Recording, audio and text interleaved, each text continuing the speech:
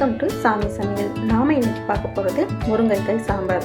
முருங்கைக்காய் சீசன் ஆரம்பிச்சிச்சு. வாங்க ஒரு சுவையான முருங்கைக்காய் சாம்பார் எப்படி பண்ணலான்னு பார்க்கலாம். முருங்கைக்காய் சாம்பார் பண்ண தேவையான பொருட்கள்: முருங்கைக்காய், துவரம்பருப்பு, சாம்பார் தூள், தாளிப்பதற்கு வெங்காயம், கருவேப்பிலை, கடுகு. குக்கரில் பருப்பை கழுவி தண்ணி எடுத்துக்கோங்க. அதில் நாம் அரிஞ்சு வச்ச முருங்கைக்காயை சேர்த்துக்கலாம். அதுக்கப்புறம் தேவைக்கேற்ற உப்பு,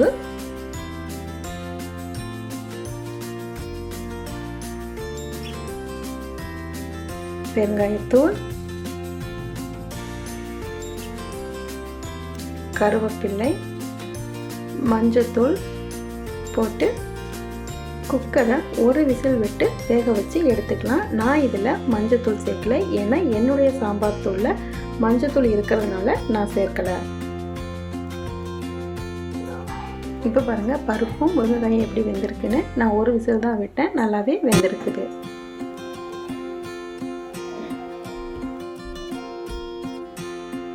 பாத்திரத்தில் எண்ணெயை விட்டு நாம் அரிஞ்சு வச்சுருக்கிற வெங்காயத்தில் பாதி வெங்காயத்தை சேர்த்து வதக்கிக்கலாம்.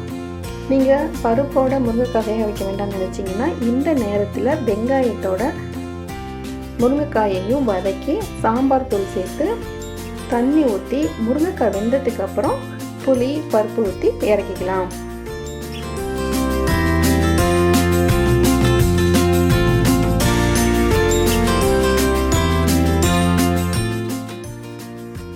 வெங்காயம் ரொம்ப நேரம் வதங்கணும்னு தேவையில்லை.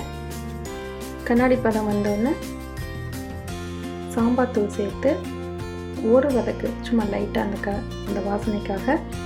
அதுக்கப்புறம் புளி தண்ணி ஊற்றி கொதிக்க விடுங்க. கொஞ்சம் தண்ணி சேர்த்துக்குங்க, ரொம்ப புளி திக்காக இருந்துச்சுன்னா.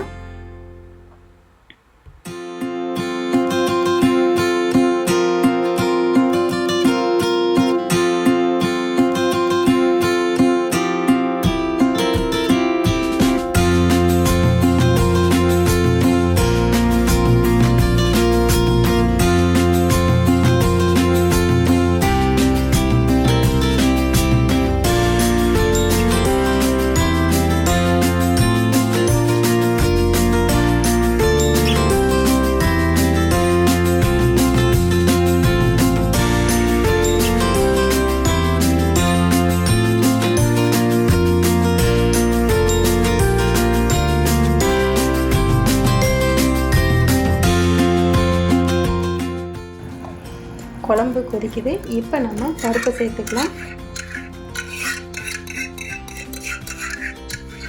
அதுக்கப்புறம் எவ்வளோ தண்ணி தேவைப்படுதோ தண்ணி ஊற்றி சாம்பாரை கொதிக்க விடுங்க. உப்பு டேஸ்ட் பார்த்துக்கோங்க. தேவைப்பட்டுச்சுன்னா உப்பு போட்டு ஒரு 10 நிமிஷம் கொதிக்க விடலாம்.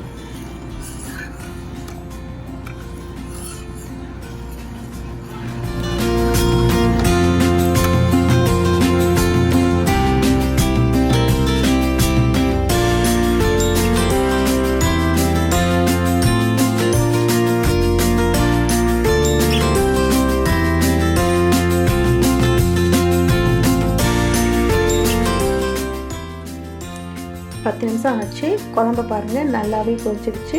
குழம்பு இப்போ ரெடி. நாம் குழம்பை இறக்கிட்டு தாளிப்பு போட்டுக்கலாம்.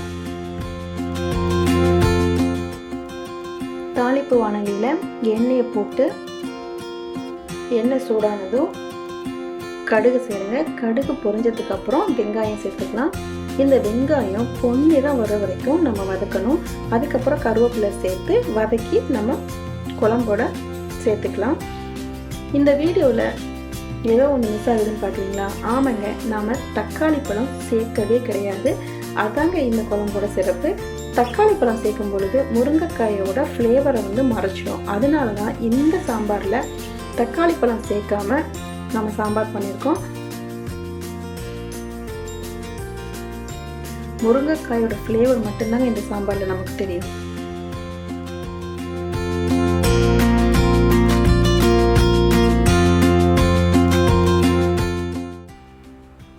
நல்லா வதங்கிடுச்சு பாருங்கள்.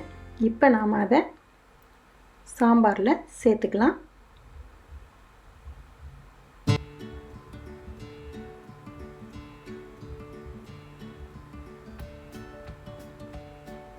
மணமணக்கும் முருங்கைக்காய் சாம்பார் ரெடி.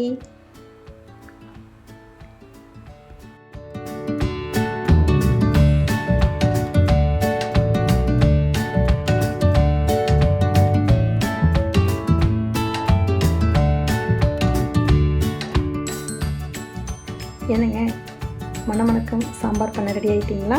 நானும் ரெடி. இன்னொரு ரெசிபியோட உங்களை சந்திப்பதற்கு. இந்த ரெசிபி உங்களுக்கு பிடிச்சிருந்துச்சுன்னா லைக் பண்ணுங்கள், ஷேர் பண்ணுங்கள், கமெண்ட் பண்ணுங்கள், மறக்காமல் சப்ஸ்கிரைப் பண்ணுங்கள். பாய்.